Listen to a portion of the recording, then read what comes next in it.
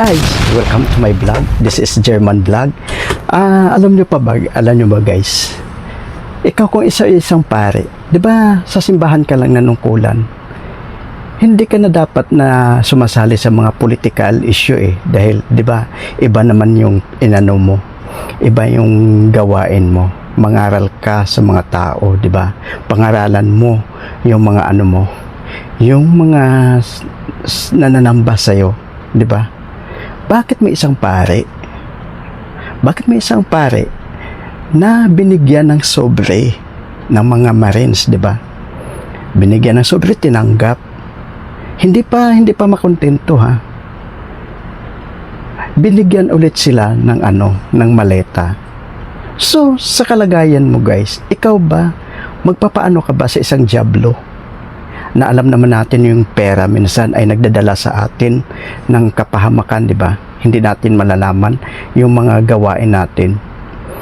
Pero ikaw bilang pare, dapat ikaw mismo ang nagsabi sa mga Marines na ibalik nyo yan. Hindi ko kaya yan. Hindi ko kayang tanggapin yan. Alagad ako ng Diyos. Anong sasabihin sa akin ng mga parokyano ko na ako tumatanggap ng pera? Pero hindi.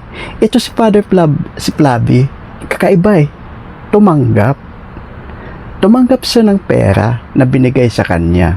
Kaya ganun na lang yung niya, pagkakasigasig niya na sama-sama kay dilema para ipaglaban yung mga kamalian. Dapat siya dapat ang mangaral na sa tama at mali, di ba? Pero anong ginawa niya? Pinapangaralan niya yung mga tao ng mali. 'Di ba? Pinag-aralan nila 'yan bilang pare. Pero ano ginawa niya? 'Di ba? Nabighani siya. Nadala siya sa tukso ng diablo. Hindi niya matanggihan kasi wala siyang pananampalataya sa sarili niya. Hindi siya nagdadasal sa sarili niya na sana ilayo sa anumang mga kapahamakan o anumang mga meron na sa kanya. 'Di ba? Nakakahiya. Alagad ka na simbahan.